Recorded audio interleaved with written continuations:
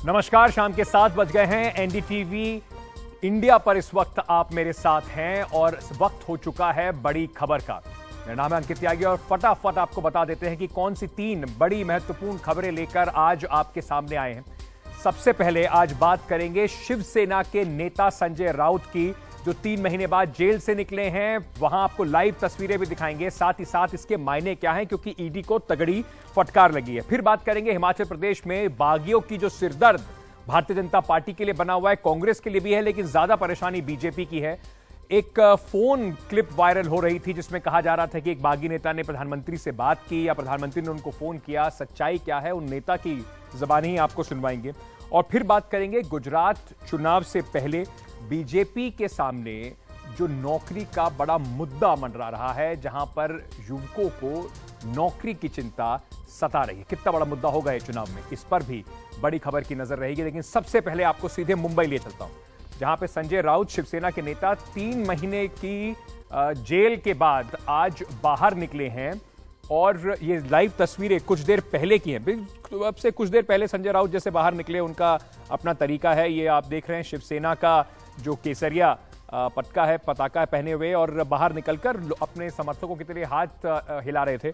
हम सीधे आपको मुंबई लिए चलेंगे और वहां से समझने की कोशिश करेंगे कि इसके मायने क्या हैं और ईडी को आज जिस तरीके से फटकार लगी है उसके बारे में भी बात करेंगे। लेकिन सबसे पहले सीधे आपको मुंबई ले चलते हैं। ये तस्वीरें थोड़ी फुल फ्रेम भी दिखाते हैं आपको। संजय राउत जब जेल के अंदर गए थे, बड़ी अभी बात यही थी कि संजय राउत जब जेल में गए थे तो शिवसेना के वो नेता थे, और उसके बाद अब बाहर आए तो शिवसेना उद्धव ठाकरे के नेता बन के बाहर आए। सीधे मुंबई लिए चलता हूं आपको। मेरे सहयोगी सुनील इस वक्त हमारे साथ जुड़ रहे हैं। सुनील, संजय राउत जेल से अभी बाहर आए हैं, कितनी देर में घर पहुंचेंगे? क्या मीडिया से कुछ बातचीत की है? क्या हुआ है? देखिए, संजय राउत तकरीबन 7:50 के करीब यहाँ आर्थर रोड जेल से बाहर निकलने के बाद अपने अंदाज में उन्होंने सबको हाथ हिलाया और शिव सैनिक जो बड़ी संख्या में यहाँ जमा थे और लगभग आधे घंटे तक यहाँ पटाखे भी फूट रहे थे, उस शोर में उन्होंने सबको हाथ दिखाया और फिर वो उन्होंने बात नहीं की। यहाँ से उनका काफिला जो है कि अपने कार में बैठकर वो निकल गए। यहाँ से सुनने में आ रहा है कि वो सिद्धिविनायक मंदिर जाएंगे, वहाँ से स्वर्गीय जो बाला साहब ठाकरे हैं उनकी स्मृति स्थल पर जाएंगे और फिर मातोश्री जा सकते हैं और उसके बाद शायद घर जाएंगे। इस तरह की अभी जानकारी मिल रही है। उन्होंने यहाँ पर बात नहीं की। उनकी आज जो है उन्होंने सिर्फ अपनी एक झलक दिखाई है। दरअसल वो जानते हैं कि कब बोलना है और कितना बोलना है और किस तरह से बोलना है, तो इसीलिए शायद वो बोल नहीं रहे हैं। अक्सर हम जब सुनवाई पे आते हैं तो उनके भाई सुनील राउत भी बात करते हैं और केंद्र सरकार को निशाने पर लेते हैं, लेकिन आज उन्होंने भी बात नहीं की। यानी कुछ तो एक रणनीति तय की गई है कि कैसे बोलना है, कब बोलना है। और ये जो एक उनको आज़ादी मिली है, जमानत मिली है, तो और एक झटका लगा है खास करके ईडी को। जिस तरह के अगर हम कोर्ट के फैसले को देखें, जो जज हैं एमजी देशपांडे के फैसले को देखें, तो काफ़ी बहुत बिल्कुल झटका दिया है, लताड़ा है एक तरह से उन्होंने ईडी को। और संजय राउत के साथ साथ प्रवीण राउत की भी गिरफ्तारी को अवैध बताया है। वो प्रवीण राउत जो कि गोरेगांव के पतराचाल में जिस गुरु आशीष कंस्ट्रक्शन कंपनी का योगदान था एसडीआईएल के साथ में, उसके वो डायरेक्टर थे प्रवीण राउत, जिनके जरिए संजय राउत का लिंक लगा था, उनको भी जमानत मिल गई है। तो बड़ी बात है ये और बड़ा झटका है। ईडी के केसेस में सुनील इतनी आसानी से जमानत मिलती नहीं है। सीधे सुनील राउत साहब के पास चलते हैं। सुनील राउत साहब जो हैं वो संजय राउत जी के भाई हैं। सुनील जी, सबसे पहले आज किस तरीके से अभी आप बाहर निकले हैं संजय राउत साहब, आपकी उनसे बातचीत हो पाई? घर में आज आपके काफी खुश होंगे लोग। जब मेरे 84 एज की मम्मी है, उसके सामने जब उसको लेके गए थे तो उसके आंख में आंसू थे। आज हमारे राउत फैमिली, ठाकरे फैमिली और शिवसेना की महाराष्ट्र की फैमिली से आनंद के आंसू निकल रहे कि जिस तरह से राउत साहब को किसी गलत इसमें अरेस्ट किया था और पीएमएल का जो कोर्ट ने उनको जो जजमेंट दिया है, ये ईडी वाले को बड़ी चपराक है। आपकी बात हुई, उन्होंने क्या बताया आपको? क्या संजय जी से आपकी बात हुई सबसे पहले जेल से बाहर आके? क्या बोला उन्होंने? साथ में ही है। संजय जी ने अभी तक कुछ स्टेटमेंट दिया नहीं।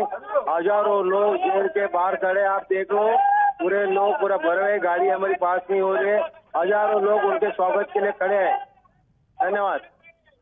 बहुत बहुत शुक्रिया। तो ये सुनील राउत साहब थे, संजय राउत जी के भाई हैं, बता रहे थे कि परिवार कितना, उनकी माताजी कितनी भावुक हो गई थी। हमारे साथ अभी सीधे हम चलेंगे अरविंद सावंत साहब के पास, मेंबर ऑफ पार्लियामेंट हैं शिवसेना से, शिवसेना उद्धव फैक्शन से। अरविंद जी, अगर आप मुझे 1 मिनट दें तो मैं दर्शकों को जरूर बताना चाहता हूं। बहुत बहुत स्वागत आपका सर। मैं 1 मिनट में दर्शकों को बताना चाहता हूं कि आज कोर्ट ने बातें क्या कही, जरूरी बातें, जो प्रमुख बिंदु कोर्ट ने रखे, जिसके ऊपर आज पूरे समय चर्चा होती रही है। तो कोर्ट ने आज क्या बड़ी बातें कही, ये आपको बता देते हैं। पीएमएलए कोर्ट ने आज इन्फोर्समेंट डायरेक्टरेट को जबरदस्त तरीके से लताड़ा। कोर्ट ने ये कहते हुए कहा, जो बेल दी है उसमें कहा सीधे कि आरोपी जो हैं वो अवैध रूप से गिरफ्तार हुए हैं। ये बहुत बड़ी बात आज पीएमएलए कोर्ट में कही गई। साथ ही साथ ये भी कहा गया कि मुख्य आरोपी जो हैं, अक्यूज नंबर 1 और अक्यूज नंबर 2 वाधवान जो हैं, उनको तो आपने पकड़ा नहीं, उनकी तो आपने गिरफ्तारी की नहीं, लेकिन सीधे आपने अक्यूज नंबर 4 और 5 संजय राउत और जो दूसरे अक्यूज हैं उनको आपने अरेस्ट कर लिया। संपत्ति का झगड़ा है उसको आपने पीएमएलए केस में, यानी कि सिविल डिस्प्यूट है, उसको आपने पीएमएलए केस में बना दिया।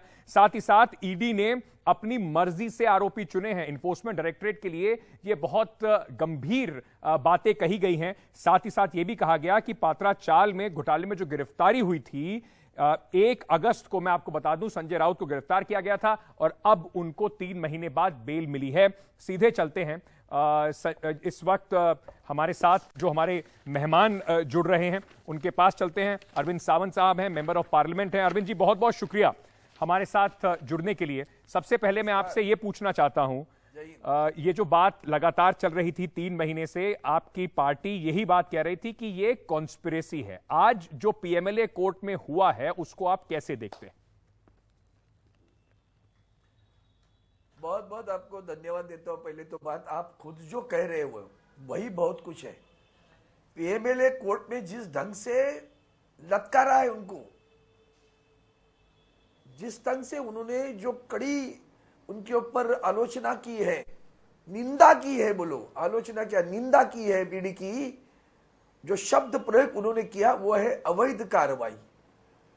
आप सोचिए कि इस देश में अगर संविधान को बरकरार रखना है तो संविधान ने हमें व्यक्ति स्वातंत्र दिया है, जीने का स्वातंत्र दिया, अभिव्यक्ति का स्वातंत्र दिया।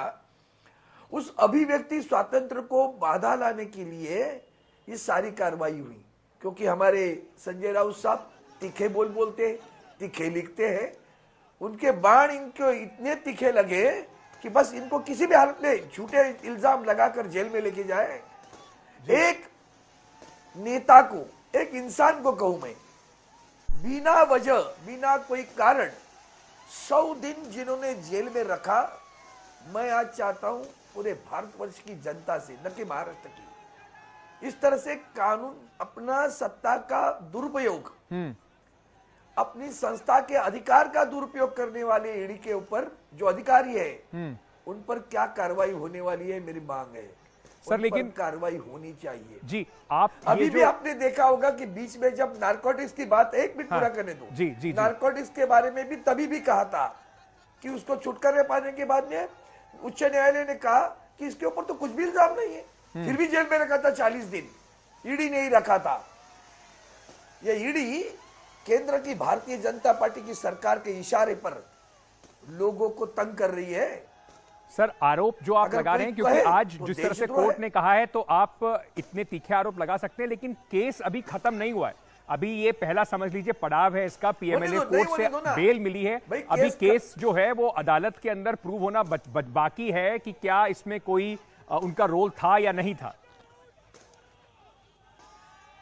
मेरे मित्र, मैं आपको विनम्रता से कहता हूं कि कोर्ट ने जब कहा कि अवैध रूप से उनके ऊपर कार्रवाई, इसका मतलब क्या होता है? कानूनन कार्रवाई नहीं हुई, उनका कोई भी संबंध पहले भी नहीं था।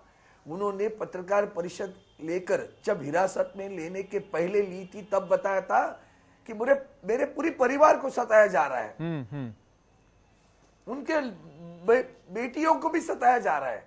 बेटी की शादी की जो ने मेहंदी लगाई उसके घर में ईडी गई जी। इतने नीचे गिरते हो तुम लोग। ये भारतीय जनता पार्टी के इशारे पे चलता है सारा। हाई और कोर्ट उनके में इशारे पे तो ईडी कार्रवाई करे, दुर्भाग्य है। ये तो सर्वोच्च न्यायालय ने भी कहा था पहले भी सीबीआई के बारे में जी। ये तो पिंजरे के पंछी है सब सरकार के, ईडी हो, सीबीआई हो, इनकम टैक्स हो, नारकोटिक्स हो, जो चाहे जिसको तकलीफ दे दो। मेरा पहली मांग मेरी यही रहेगी, 100 दिन जिसने अवैध रूप से उनको हिरासत में रखा, ठीक है, हिरासत में रखने जेल में रखा, उनके ऊपर कार्रवाई होनी चाहिए। हाईकोर्ट में कल इस पे सुनवाई होगी। जो इन्फोर्समेंट डायरेक्टरेट है वो इसको चुनौती देने के लिए हाईकोर्ट में जा रहा है। आज स्टे की उन्होंने डिमांड करी थी, आज स्टे नहीं मिला है। इन्हें लथाड़ा है कोर्ट ने। पहली बार ऐसे हुआ है कि कोर्ट ने सिर्फ निर्णय नहीं दिया, जमानत नहीं मंजूर की, लथाड़ा है इनको। जरा भी अगर शर्म होगी ना तो जाएंगे नहीं वहां, और वहां इज्जत निकलेगी वहां। सद्भाग्य इस देश का कि संविधान के लिए कहीं आशा का किरण है तो वही अब न्यायालय है बस। हिमाचल के बाकी सारी संस्थाएं इनके गुलाम है, वो इलेक्शन कमीशन भी इनका गुलाम है। ठीक है, ये सभी गुलाम बन गए हैं, ये संविधान को छेड़ रहे हैं, संविधान को ठेस पहुंचा रहे हैं। सावंत साहब, अंत में मैं आपसे जानना चाहता हूं, इसलिए ये संजय जो राउत आज के हुआ ना, बाहर आने मैं न्यायालय से का बहुत आभार मानता हूं। संजय राउत के बाहर आने से आपकी पार्टी को कितना बल मिलेगा राजनीति पे? इसका अब महाराष्ट्र की राजनीति पे कुछ असर पड़ेगा? आप लोग कुछ इस पे आगे किस तरीके से बढ़ेंगे? पार्टी तो पहले से ही बलवान है, लेकिन ऐसी जब निर्णय आते हैं तो पार्टी के कार्यकर्ताओं का मनोधैर्य बढ़ता है, मनोबल बढ़ता है, ऊर्जा मिलती है, ताकत मिलती है कि है, और आशा के उनकी जो किरणें होती है, कोई तो न्याय दे। ठीक है, तो न्याय मिला, इसके लिए वो बहुत बहुत आभारी हूँ। न्यायालय का भी मैं आभारी हूँ। बहुत बहुत तो शुक्रिया। ये ऊर्जा मिलेगी, जरूर मिलेगी। हमारे लड़ाकू नेता है वो। शुक्रिया अरविंद सावंत साहब, बहुत हमारे साथ खुश है। जुड़ने के लिए, अपनी बात बहुत खुश रखने है। के लिए देश के सामने। बहुत बहुत धन्यवाद हमारे साथ एनडीटीवी पे बात करने के लिए। आसिफ बामला बीजेपी के नेता हैं, इस वक्त हमारे साथ जुड़ रहे हैं। आसिफ जी, आपने सुना किस तरीके से संजय राउत के भाई भी बता रहे थे और अरविंद सावंत सीधे सीधे तौर पर आरोप लगा रहे थे और ये कह रहे थे कि ईडी जो है सरकार के हाथों की कठपुतली बन गई है। जिस तरीके से आज कड़े शब्द इस्तेमाल करे गए हैं कोर्ट में, थोड़ी आज दिक्कत तो ईडी को महसूस होगी। देखिए, न्याय प्रणाली है। मुझे खुशी है कि शिवसेना और यहाँ तक के अरविंद सावंत जी और अन्य जो सेना के जो लोग जो अमूमन न्याय प्रणाली पर भी प्रश्न उठाते हैं और कहते हैं कि वो भी मैनेज्ड है, कम से कम आज उन्हें एहसास हो रहा है कि भाई ये बराबर है। जब आपकी बारी आती है, आपके हित में फैसले होते हैं, तो आपको लगता है न्याय बराबर है। क्या हुआ इसके पहले जब नवनीत राणा को इस तरीके से खदेड़ कर आपने 15 दिन के लिए जेल की सलाखों के पीछे डाला था? उनका क्या कसूर था? वो तो सिर्फ वहां पर भजन कीर्तन की बात कर रही थी ना। नारायण राणे केंद्र मंत्री जब थे, उन्हें खाना खाते हुए उन्हें प्लेट में एक केंद्र मंत्री को आपने उतनी मोहलत उनके एज ए सीनियर सिटीजन नहीं दिया कि भाई आप हम रुक जाते हैं। उन्हें खदेड़ते हुए आप लेते गए। और जब आप शासन काल में थे, आपने उनका क्या किस तरीके से आपने क्या चित्र दिखाया महाराष्ट्र? नहीं तो आप कहना क्या चाह रहे हैं कि क्योंकि अगर आप ये कह रहे हैं कि उन्होंने दुरुपयोग किया, तो आप अगर दुरुपयोग करेंगे तो ठीक है, आप ये कह रहे हैं क्या? नहीं, जस्टिफिकेशन है ये? मैं ये जो अभी जो बात कर रहे थे अरविंद जी, तो मैं उन्हें थोड़ा सा आईना दिखाना चाह रहा हूँ। मैं ये नहीं कह रहा हूँ कि अभी जो सही है या अगला गलत है। ठीक है, अरविंद जी हैं, अरविंद जी कुछ जवाब देना चाहते हैं आपको? अरविंद जी, हम स्वागत करते हैं। अगर अरविंद जी अरविंद जी शायद ये बता रहे हैं कि ये आईना दिखाना चाहते थे आपको कि आपके समय में भी देखिए कैसे कैसे लोगों को अंदर जेल में करा गया था। चलो, वो आईना, वही आईना मैं उनको बताता हूं। अभी पहली बात है कि ना मैं खुद ना मेरी पार्टी का कोई भी अगर नेता न्याय व्यवस्था के खिलाफ कभी नहीं बोला। आदरणीय शिवसेना के पक्ष प्रमुख उद्धव जी ठाकरे साहब हर वक्त कहते रहे हमारा विश्वास न्याय व्यवस्था पे है। लेकिन अंग्रेजी में कहावत है ना, justice delayed is justice denied. जब विलंब होता है तो लोगों को मन में शंका आती है। हाँ। लेकिन कभी न्याय व्यवस्था पे हमने कभी नहीं कहा तो हमने इलेक्शन कमीशन पे कहा था कि भाई गलत कर रहे हैं लोग। रही बात जो आपने नवनीत राणा का नाम लिया, तो आपको पता है कि मुंबई के शिवड़ी कोर्ट में उनकी केस चालू है जी। न्यायालय ने उनको हिरासत में लेने के लिए आदेश दे दी। तो कल न्यायालय ने कहा, मैं नहीं, पुलिस को कहा कि क्या आप मैनेज हो गए हो क्या? जी। मैंने आदेश देने के बाद भी 2 महीने तक आपने उनको अरेस्ट नहीं किया, तो क्या मैनेज हो गई क्या? ये किसने पूछा? न्यायालय ने पूछा। ये क्या कहते हैं नवनीत राणा? उसका झूठा सर्टिफिकेट के बारे में केस इतना विलंब हो रहा है। हाँ। क्यों कर रहे हैं विलंब? हर जगह तो प्रूव हो गया, हर बामला जगह साहब, prove हो आपको गया लगता नहीं है कि ये झूठा जो उसका आज जिस तरह की जातिगत टिप्पणी प्रमाण हुई पत्र है, इससे ईडी की ये पूरी आईना कार्यप्रणाली उनको पर ही पता क्वेश्चन उसको। मार्क लग और- जाएगा, सवाल उठ जाएगा। जो ऑपोजिशन बार बार कहती है कि देखिए ईडी को हथियार की तरह इस्तेमाल एक किया ही जाता एक है, सब रह गया। आज जो कोर्ट ने बोला है उससे कहीं ना कहीं इस बात को और ताकत मिलेगी और आवाज उठेंगी उसके खिलाफ। देखिए, ईडी जो है एक स्वतंत्र एजेंसी है। अब अभी भी उनकी बहस बाकी है। जो मुझे जानकारी मिल रही है कि अब कल पर पोस्टपोन किया गया है। तो हम उस न्याय प्रणाली के अंदर और ये जो स्वतंत्र एजेंसी जो अपना काम स्वतंत्र निष्पक्ष तरीके से हैंडल करती है, उसके विषय में बात करना मुझे शोभा नहीं देता है, ना मेरे लिए ना मेरे इख्तियार में। एक बात। दूसरी बात फिर दोबारा गलत देखिए अरविंद जी, जब आप बात कर रहे थे मैं बीच में नहीं बोल रहा था। मैं उम्मीद करता हूं कि आप उतनी सहनशीलता रखेंगे। साहब फटाफट अपनी बात खत्म कीजिए, फिर मैं मित्र हैं रिएक्शन लेके मुझे फिर मेरे पास समय बिल्कुल खत्म हो गया। मेरा कहने का मतलब ये है आधा कि मिनट मेरा मतलब ये है आधा कि मिनट भाई यदि कोर्ट ने बरी किया तो हम इसका स्वागत करते हैं। हमने न्याय नहीं, कोर्ट ने अभी बरी नहीं किया है, कोर्ट ने बेल दिया है, लेकिन ईडी पर जो बातें कही हैं वो बड़ी गंभीर बातें कही हैं। तो कह रहे हैं कि बरी कर दी है ना। सावंत साहब, बिल्कुल समय खत्म हो गया, मैं बस 30 सेकंड आपको दे सकता नेता है वो तो कहते हैं उन्हें बरी कर दिया गया, वो निर्दोष है, उन्होंने कोई गलत नहीं किया है। तो अब कल बहस होने वाली है। जी सावंत साहब। ओके, ईडी ने जो आपने जो शुरू में कहा कि ईडी ने न्यायालय ने पूछा उनसे, पीएमएलए न्यायालय ने, कि 2 नंबर 3 नंबर वादवाजी है, उनको आज तक अपने हिरासत में क्यों नहीं लिया? पूछा ना न्यायालय ने। इनको पूछिए, बीजेपी की जो प्रवक्ता वहां बैठे उनको पूछिए इसके बारे में आपका क्या कहना है। और एक मुद्दा दूसरा है जी। कि कल तक जिनके ऊपर ईडी के इल्जाम लगे वो आज के मुख्यमंत्री हैं, पूर्व मुख्यमंत्री भी उसी में है, बहुत सारे नेतागण उसी में। ये सारे लोग जब बीजेपी में गए तो ईडी की कार्रवाई फाइल कैसे बंद होती है? यही हमने न्यायालय पे नहीं बोला है, यही अब सवाल उठने शुरू हो जाएंगे। यही और ईडी की ये सब जो गलत काम कर रहे हैं, वही के तो लिए न्यायालय ने यही कहा बहुत ना। बड़ी परेशानी अब होने वही तो वाली है कि इस न्यायालय तरह ने के कहा। सवाल और ज्यादा उठने अब शुरू हो जाएंगे। मैं आप सारे दोनों का मेरे पास लोग समय बिल्कुल तुम्हारे खत्म हो पास गया। जाने बहुत के- बहुत शुक्रिया आप दोनों का हमारे साथ जुड़ने के लिए। समय बिल्कुल मेरे पास नहीं है इस वक्त। छोटा सा आपको एक रिपोर्ट दिखा देते हैं। संजय राउत जब बाहर आए तो हमारी सहयोगी पूजा वहीं पर मौजूद थी जेल के बाहर, वहां पर उनके समर्थकों से उन्होंने बातचीत की। आपको फटाफट दिखा देते हैं। ऊपर विनोद चुनाव उद्धव साहब है, आदित्य साहब है, उनके ऊपर देख के हमारा बीएमसी चुनाव हम लोग चुनेंगे। और संजय राउत इस वक्त देखें निकल चुके हैं। 100 दिनों तक जेल में रहने के बाद वो रिहा हुए हैं, बेल पर आप देखें बाहर आए हैं। समर्थकों की भारी भीड़ यहां पर आप देखें।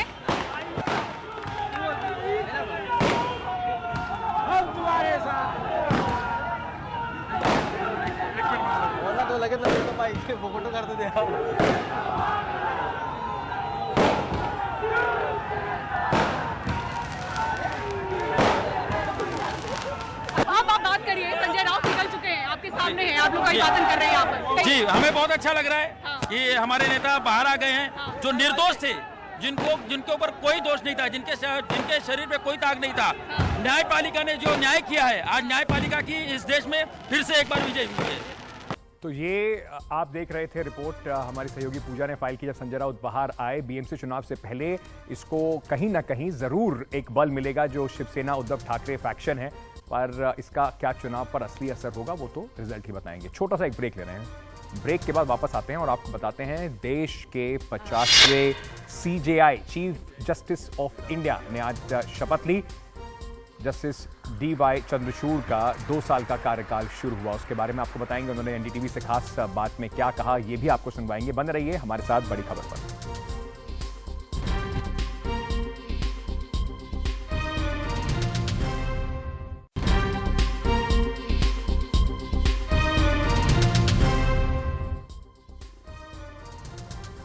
फिर से स्वागत है आपका। जस्टिस डॉक्टर DY चंद्रचूड़ ने देश के 50वें मुख्य न्यायाधीश के तौर पर आज शपथ ली। आप ये शपथ समारोह की कुछ तस्वीरें भी यहां पर देख रहे होंगे। राष्ट्रपति द्रौपदी मुर्मू ने उन्हें देश के मुख्य न्यायाधीश के तौर पर शपथ दिलाई।